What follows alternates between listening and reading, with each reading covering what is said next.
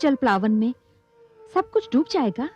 देवी, हम त्रिमूर्ति हैं, ब्रह्मा, विष्णु और मैं। हम तीनों के अपने अपने कार्य क्षेत्र हैं और हमें से कोई किसी दूसरे के कार्य क्षेत्र में पग नहीं धरता। ब्रह्मा जी अपना कार्य कर चुके हैं, अब मैं अपना कार्य करने जा रहा हूं। इस जल प्लावन में क्या डूबेगा और क्या बचेगा, इसका ज्ञान तो केवल श्रीहरि विष्णु को है, क्योंकि ये उनका कार्य क्षेत्र है।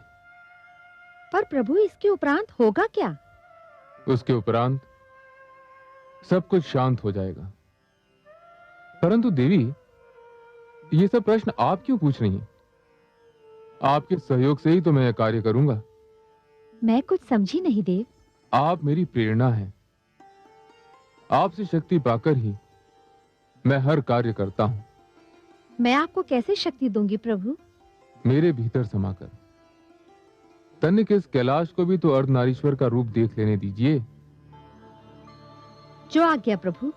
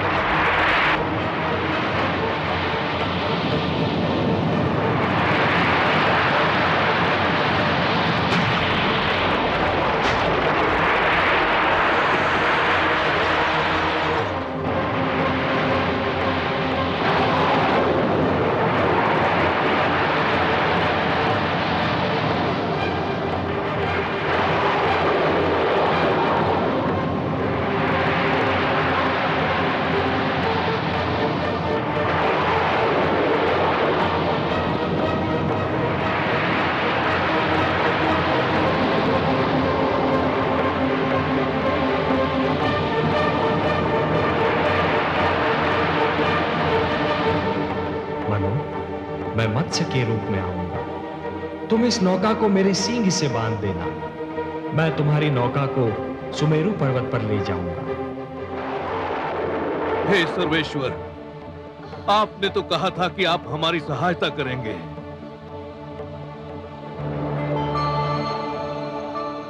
शांताकारं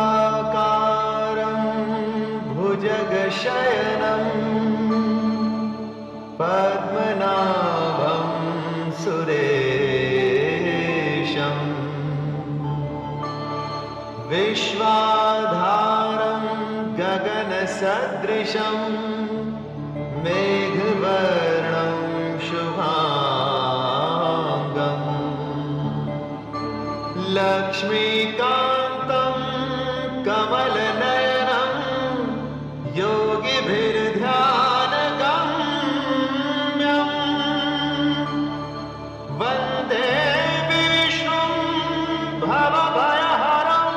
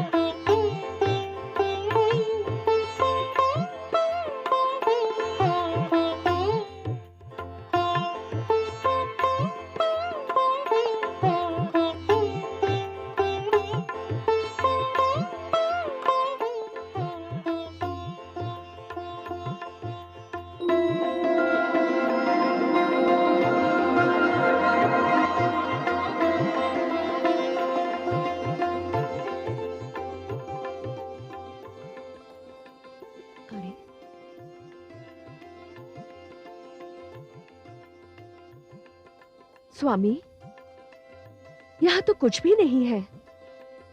एकदम निर्जन स्थान लगता है। ऐसा मत कहो देवी, यहां हम हैं और यहां वो है जो कण कण में रमते हैं।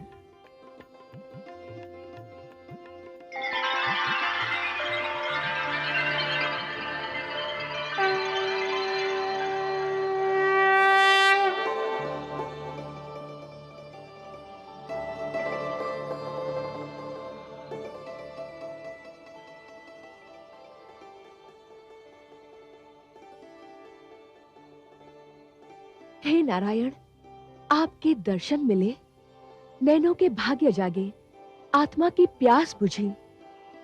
इस क्षण के आगे जीवन का हर एक क्षण तुच्छ है। हे विश्वेश्वर, आपने जलप्लावन से हमारी रक्षा की, आपको कोटि कोटि धन्यवाद। हे मनु, इस भयंकर जलप्लावन में शिक्षा और गुरु की रक्षा करने में जो तुमने तत्परता दिखाई, वो भी सराहनीय है। तुमने मानव कल्याण के उद्देश्य के लिए साधना की, व्रत धारण किया। और हे शत्रुपा, इन सब शुभ कार्यों में अपने पति का साथ देकर तुमने अपने पत्नी धर्म का पालन किया है। मैं तुम दोनों से अति प्रसन्न हूं। और समस्त मानव जाति में केवल तुम दोनों को चुनने का एक विशेष कारण भी है। हे जगदीश, आप तो कारणों के कारण हैं। जो भी कारण होगा उसे केवल आप ही जानते हैं। मैं जानता हूं मनु कि मानव कल्याण के मेरे परम उद्देश्य की पूर्ति के लिए आप दोनों माध्यम हो। यह मेरा परम उद्देश्य आपके माध्यम से ही संपन्न होना है।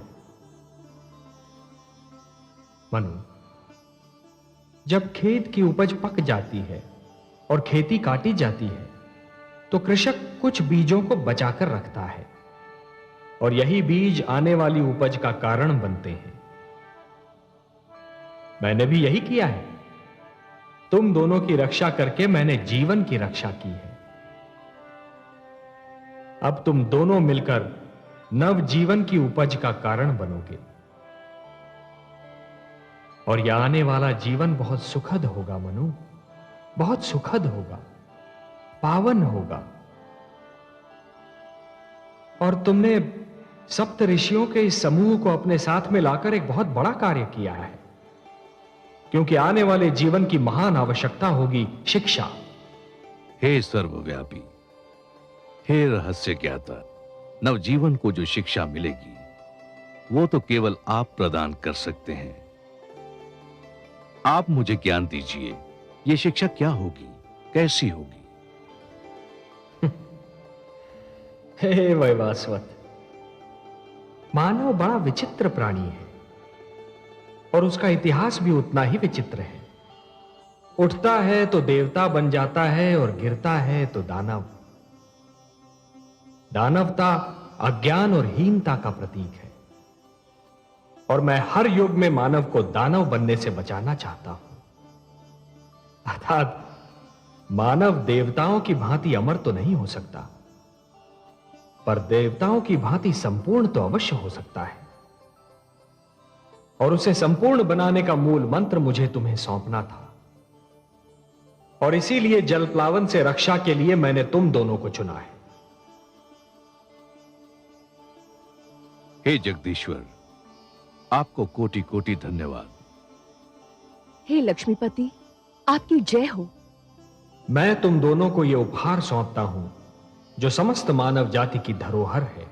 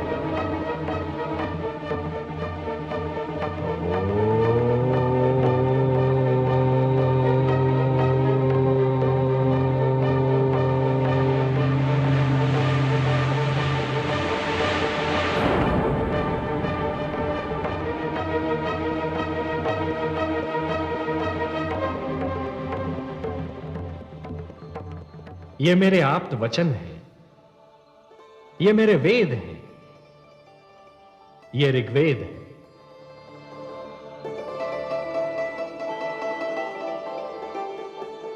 ये यजुर्वेद,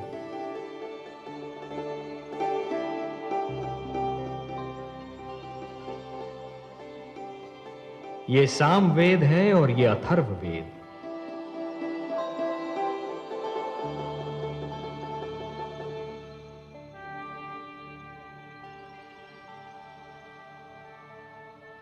ये मेरे सबसे बड़े वरदान हैं। मानवता को ये मेरा उपहार है। ये मेरे आप्त वचन तुम्हें और तुम्हारे उपरांत आने वाली हर पीढ़ी को जीवन के नियमों का ज्ञान देंगे।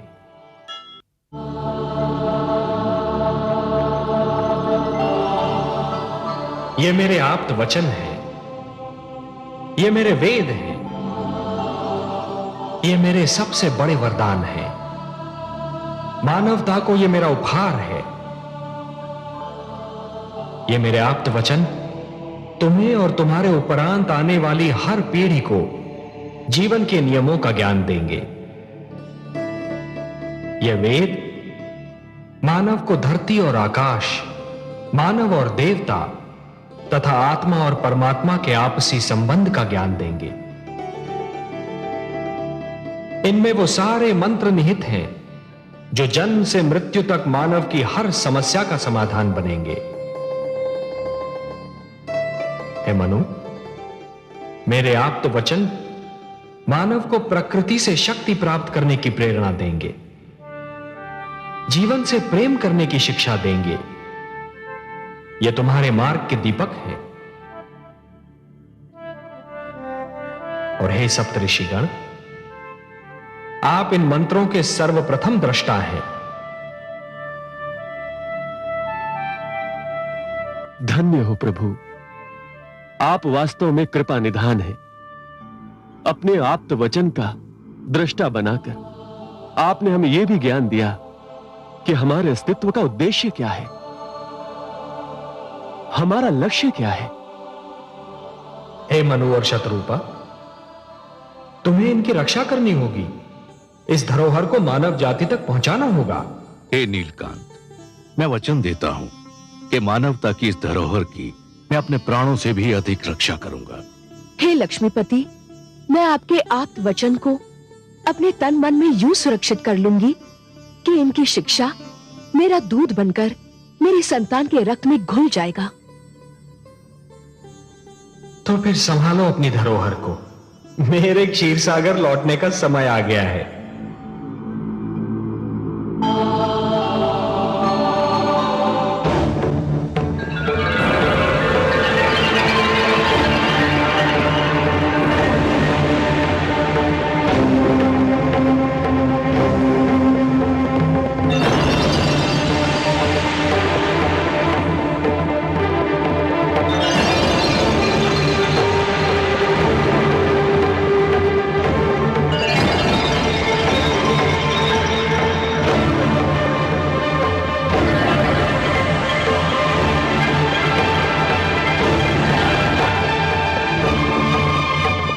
अब मैं तुमसे विदा लेता हूं।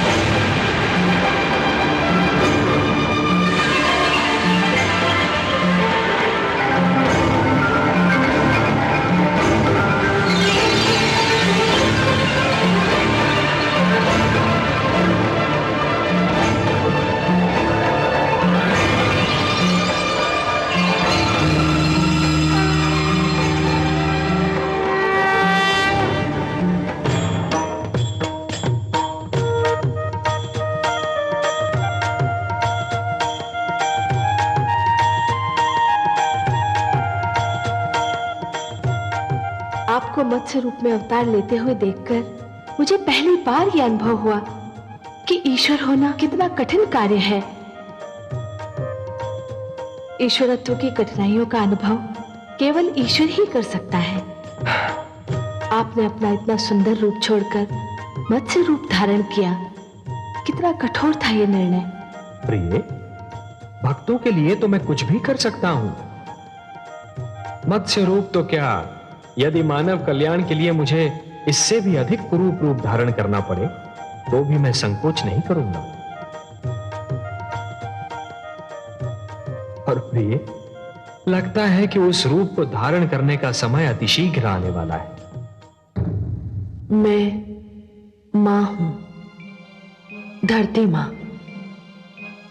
श्री विष्णु भगवान ने अपना वचन निभा दिया। उन्होंने मेरे आंगन में आकर मुझे पावन कर दिया, परंतु मैं अभी तक घटनाओं के झंझार से संभल नहीं पाई हूं। मैं सोचती रही कि जब ज्ञानियों का विरोध होता है तो वे इस विरोध के उत्तर में अपने भीतर की कमी को ढूंढने और उसे दूर करने का प्रयास करते हैं। किंतु जब अज्ञानी किसी विरोध का सामना करता है तो वो अहंकार के कारण अपने अंतर के सारे प्रवेश द्वार बंद कर लेता है। क्रोध को अपना अस्त्र और अहिंसा को अपनी ढाल बना लेता है। दानव संस्कृति की पताका फहराने वाले हैग्रीव को यही तो भय था कि ज्ञान का प्रकाश फैल गया तो फिर उस जैसे अज्ञानी का नेतृत्व कौन स्वीकार करेगा।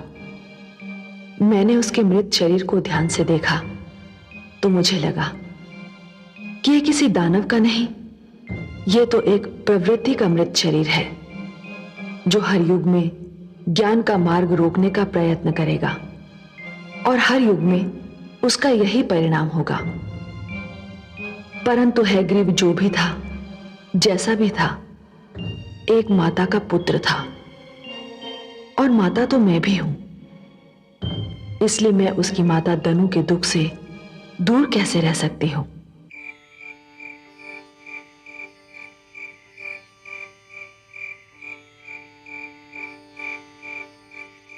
स्वामी,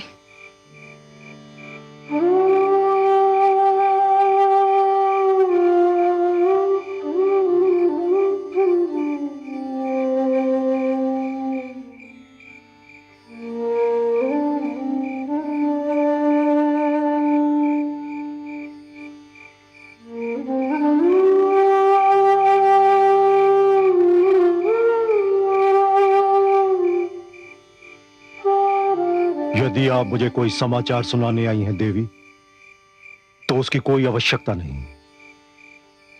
समाचार मुझ तक पहले ही पहुंच चुका है। मैं कुछ और कहने आई हूं स्वामी। कहिए। पुत्र हैग्रीव का शव चिता पर रखा है, केवल आपकी प्रतीक्षा है। आप नहीं चलेंगे? नहीं देवी। क्या मरने वाला आपका पुत्र नहीं था? पुत्र अवश्य था, परंतु मेरे लिए वो उसी दिन मर गया था जिस दिन उसने मेरा बताया मार्ग छोड़कर हिंसा के मार्ग पर पहला पग रखा था। चिता पर जो शव रखा है वो तो एक शरीर है, एक ऐसे अपराधी का जिसे दंड मिलना ही चाहिए। उसे तो इससे भी कड़ा दंड मिलना चाहिए था। परंतु स्वामी, इस पूरी घटना में परंतु का कोई स्थान नहीं है देवी। उसने महान वेदों की चोरी की थी। उसने उजाले को अपने अज्ञान और अहंकार के अंधेरे से ढांपना चाहा था और वही अंधकार उसे स्वयं निकल गया। नहीं देवी, मैं वहां नहीं जाऊंगा।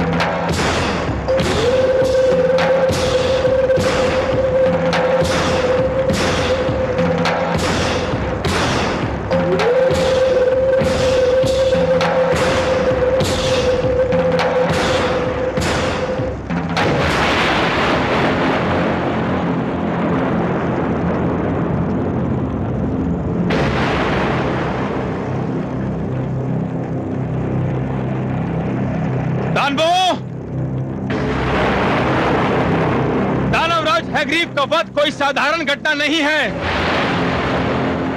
दानवराज का वध करके हमारे स्वाभिमान को ललकारा गया है, हमारे समाज को चुनौती दी गई है।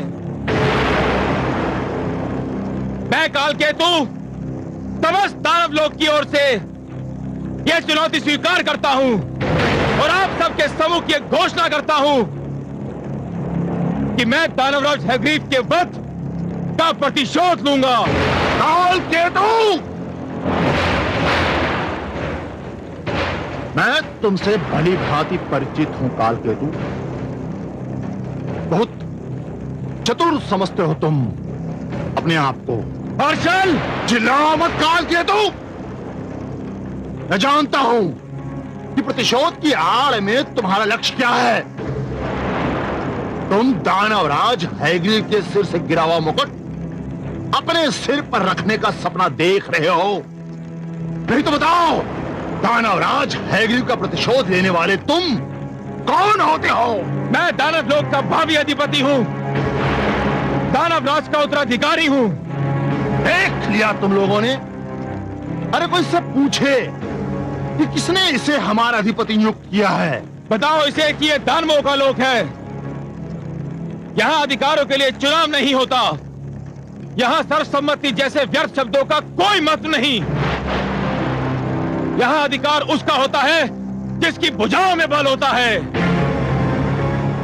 यहां जो पढ़कर स्वयं उठा लेता है मुकुट उसी का होता है। समस्त दानव समाज जानता है कि मैं सेनापति हूं। हर युद्ध का संचालन मैंने ही किया है, इसलिए दानव सिंहासन पर सर्वप्रथम मेरा ही अधिकार है। तो फिर छीन लो यह अधिकार मेरे हाथों से, यदि शक्ति हो तुम में।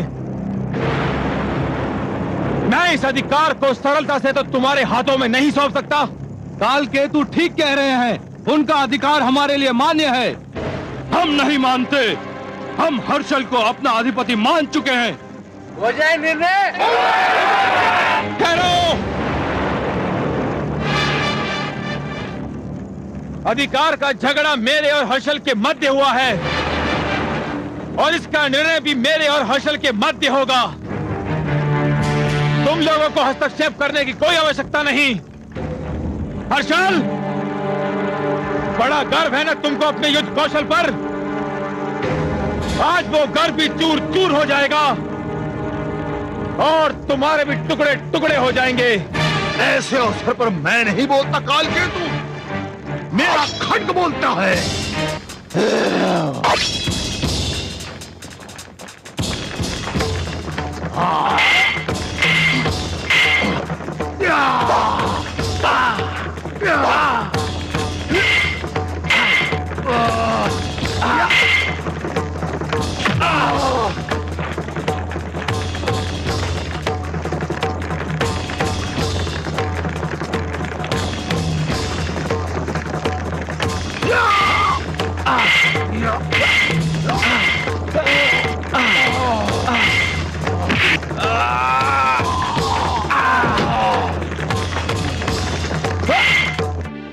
पर मैं तो चाहूंगी अपने पुत्र के अंतिम दर्शन को।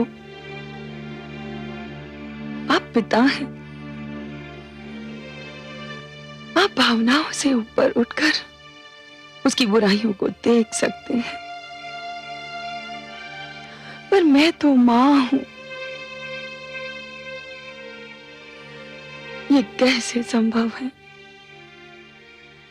कि जिस पुत्र को मैंने अपनी गोद में थपकियां देकर सुलाया था, आज वो जब चिर निद्रा में सोया है, मैं उसे देखने न जाऊं। यही तो समस्या है। कुछ माताएं अपनी भावनाओं से ऊपर उठी